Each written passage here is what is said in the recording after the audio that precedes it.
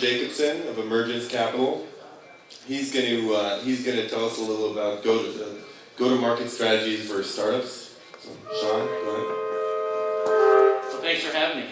Great to be here. As you can see, I did do this presentation on March 13th.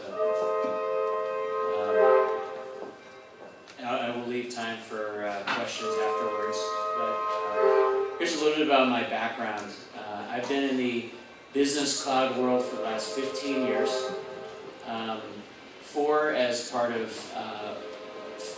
4 companies in the business cloud space, including Cornerstone On Demand, WageWorks, Elance, and Hightail.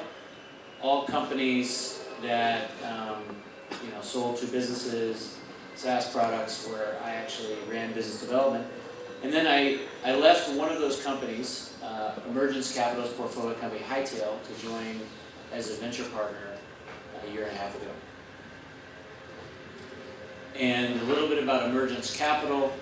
We are on our 3rd fund, a $250 million fund focused on business cloud, which we define as business productivity applications.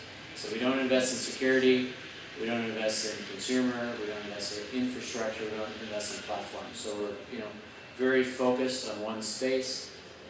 We're not necessarily focused on location. We have a lot of companies in the Bay Area, but we also have companies across the U.S. and outside the country. And so we've fortunately invested in several companies that have gone on to become billion-dollar or multi-billion-dollar companies. And our first investment was Salesforce, and some of the investments we've made have come from people who have left Salesforce since back then. So I'm going to talk about 2 areas. I know the agenda says go to market, but I thought since I'm a VC, I might as well touch on that as well. Help you understand what is the typical pipeline a VC might see. So this is a typical pipeline of a mid-stage venture firm like an Emergence. And so if you look at 10 investments we might make, it's really we lose most of our money on we lose money on 6 deals, and 4 deals make up most of the fund. So in this case, if you're investing $5 million per company, 110 million of the 125 million that we get back is from 4 of the companies, and the other 6 we either get 0 back or we get our money back. Getting our money back is like losing money as well. But in order to get to those 10 investments, we might see 1,200 deals in a year. And I would say that's 1,200 qualified leads in a year. So when I say we don't do infrastructure, platform, consumer, probably don't do Asia Pacific either. If you include all that, maybe we see 5,000 leads per year. But we won't talk to all of those guys. So 1,200 qualified opportunities for us per year might be an average for a firm of our size. And then we do 10 investments. So that means that we will invest in less than 1% of the qualified opportunities that we look at. And I'll go through each of these stages. And this is a graphical depiction of that slide showing that we do sometimes decline a company at one stage and say, hey, if you reach these milestones, we'll bring you back into the process. So many times, we mutually decide it's not a good fit, but we still may end up investing in them later on. And then here's at the first step, the qualified lead stage, where we, 1,200 companies. So, a big reason that we'll, want to pursue the 1,200 leads to want to meet them is the founder. Is this founder the kind of person that will build the team that will build a lasting company in this space? So if they have 50 other competitors, will they build the best team? They have the biggest vision. Can they create the most momentum? And reasons why we might pass would be, let's say, not leveraging a connection to meet me. There's a lot of random emails you get. I am very active on LinkedIn. if someone cannot find someone on LinkedIn that we're mutually connected to get an introduction, I feel like that person may not be very resourceful, and then maybe they are not going to be as good at getting new customers, new partners, new employees. You have to be resourceful, and in order to get anyone's time, you got to assume that they have to say no to a lot of other meetings to meet with someone. So, and it is amazing how many times I'll get an email and people send me an email and they spell my name wrong, or they say, hey, this is a perfect fit for Emergence, and they don't even look at our website. And then here's some of the companies, then here's the meeting stage. So obviously not everyone that is qualified do we actually end up meeting with. But I would say for me, a key factor for me is, does this solve a problem outside of Silicon Valley? I see a lot of startups that come to me and say, hey, I've got 50 customers. Tell me about them. Well, they're all friends and family and other startups in Silicon Valley. And I'll see someone that says, hey, I've got 30 companies in the Y Combinator class that are my customers. I'm onto something. And so what I find is people find their friends and family in the technology world and say, hey, I'll try your product, you try my product, and we'll all try to raise funding on the fact that we now have companies. But there's no definition. That doesn't mean to me there's product market fit. In most cases, those aren't really companies, because most of them won't turn into companies. They're still all in experimental phase. And in order to build a big business, there's got to be a big market outside of just, software or internet companies in Silicon Valley. So, one of my tests is, does it work in Wisconsin where I grew up? So, take a lot of products out there to see what people think. And then, a reason why I have my pass, it is amazing to me how many people have a slide deck that says, I will get to 50 million of revenue in 5 years. And I say, well, how do you get to your first million? Well, don't worry about how I get to my first million. I'm not sure, but I know I'll get to 50 million in 5 years. I mean, I saw a presentation a few days ago in front of an audience of 400 people, and the guy put up a slide. He's like, don't worry about my financials this year because I'm not sure how I'm going to get there, but I do know in 4 years I'll be at 57 million in revenue. It doesn't matter where you're going to be 2, 3, 4 years down the road. What matters to investors is what's your current status of your business, how much momentum you have, and what you're going to achieve in the next 1, 2, 3 quarters. You can have a lot more visibility to that. 4 or 5 years down the road, there's a good chance you're not even in the same business you're in now. You may learn different things from different customers, and the market changes, and the business looks completely different. Until you get to your first million in revenue, in most cases you don't really have a business yet. You're still experimenting, trying to figure out your path to creating a meaningful business. And then going to due diligence, and that's, at Emergence, that means our entire team takes parts of the due diligence process and gets really involved in trying to figure out, is this a potential fit for us? And for us, a key aspect of successful due diligence is actually doing references on the team and references on their customers. And we don't just call people that they give us, because usually people that give us are pretty happy. I mean, I've had plenty of recently, someone gave me a customer reference and they said, I don't have anything nice to say, and I'm going to tell that company that gave us as a reference to never use me as a reference ever again. So when those things happen, it certainly opens my eyes. So every once in a while you'll get those kind of things.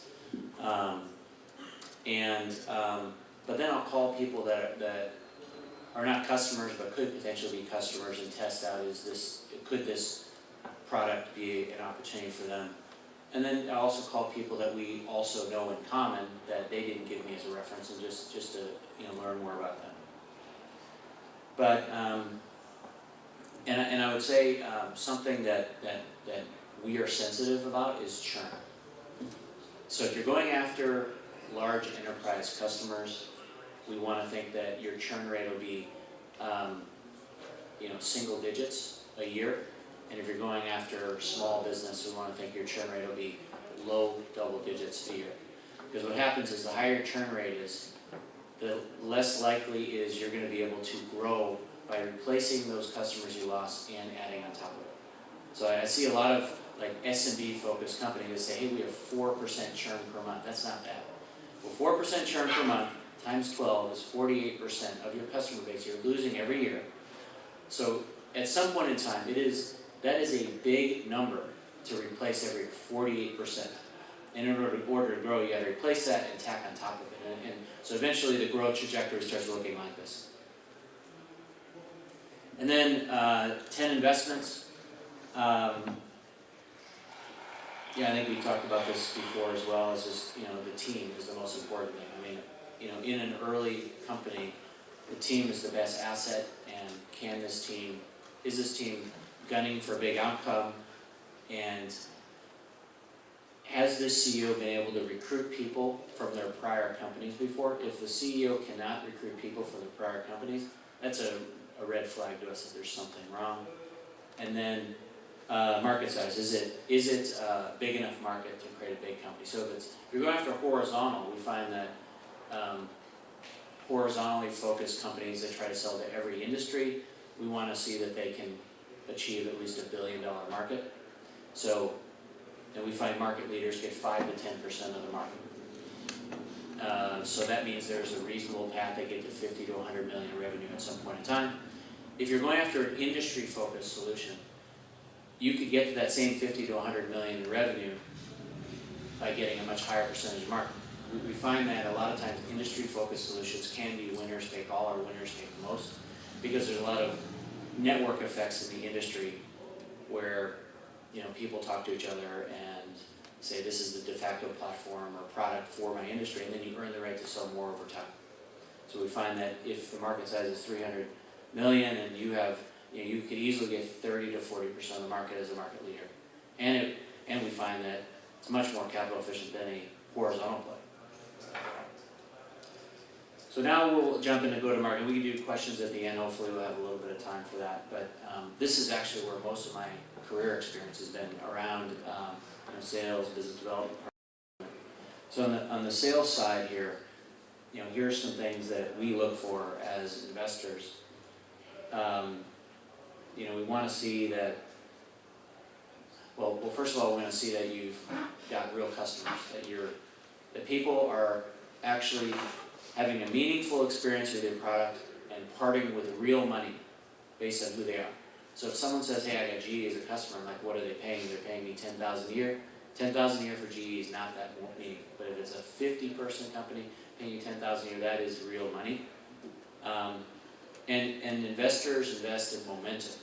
So, how you've been doing in the last few quarters is more important than what you think you'll do in the next, 3 quarters. But how have you been growing? And then, efficient customer acquisition, which I'll be talking about. One way is through leveraging channel partners. So here are the 4 different ways that I will go into on leveraging channels. The first one would be referral partnerships. This is the easiest type of partnership you can enter into, and it can always lead to more. But I find that these types of partnerships work best when there's a 2-way referral. The best way to get into it originally is to go to a company, even if they're much bigger than you, and say, I've got a potential customer opportunity for you. That will separate you from the pack of other people that say, I want you to refer me business, I want you to refer me business. You start sending them business, they start paying attention. And they'll even pay attention even more if you also have a lot of joint customers. And you say, hey, we've got 20 joint customers. The market has brought us together. Why don't we try to figure out what's in the best interest of our joint customers around customer success? That changes the conversation and separates you from the pack. And so, like Nuvera is an example. It's a company that I'm on the board of at Emergence, and they've got a similar model. They're in the health insurance space. They refer deals to brokers. Brokers refer deals to them, and so it's a flywheel. It's working really well. Product integrations, this is also an easy way to get going, and a lot of times you may decide you want to do some product integrations based on where customers have brought you. Like in order to sell your product, a customer might say, hey, you need to be integrated this product or that product. And so in the business cloud world, Salesforce, Box, and Yammer are a few common platforms people are being asked to integrate with. And that's another one. If you have enough products that are enough customers that are doing those integrations, that also earns you the right to reach out to Salesforce, Box, Yammer, and others and say, hey, look what the market's bringing us together. Let's see if we can do more. And the do more is going to be on the next slide, but here's one other area of corporate development. You could be on either side of it. I guess as a startup, you could be on the acquired side of it. But when I was at WageWorks, for example, we said, there's a lot of competitors out there. How do we get real momentum? And some of our competitors had fairly sticky products. People weren't leaving them. So the best way for us to grow in some cases is to make acquisitions. So we expanded into new geographies, we got new products by doing a lot of these acquisitions. And exactly in the sales compensation space, their biggest competitor was Centtive. And what they did, instead of competing on price in the market, is they acquired them and knocked out a key competitor, and now they're the dominant player in the space. But this is where I spent most of my career, focused on resellers, and some of the product talk that I just had with you and referral partnerships, those can lead to a reseller relationship, of which you can get some incredible leverage effect of partners selling your product. By getting distribution from one partner, it can eliminate distribution opportunity that a competitor can get. So it's a double impact. And so the way I looked at it at Cornerstone, where I ran business development, is where's our direct sales force strong and where are we not? So direct sales force is focused on the enterprise in the US, so let's get reseller partners that could sell internationally, sell down market, sell to certain verticals, and adaptive planning has a similar setup there. At Cornerstone, about 25% of revenue is coming from reseller partners. Adaptive planning is about 50%. But there's a lot of challenges in making these things work. There's got to be a real value proposition for the partner. So what I find is the reseller partnerships that work the best are, can you help their sales reps sell more of their own product? It's not about making extra money in commission. It's, does your product help them sell more of their own product against their competitors, or do you help them retain their customers better?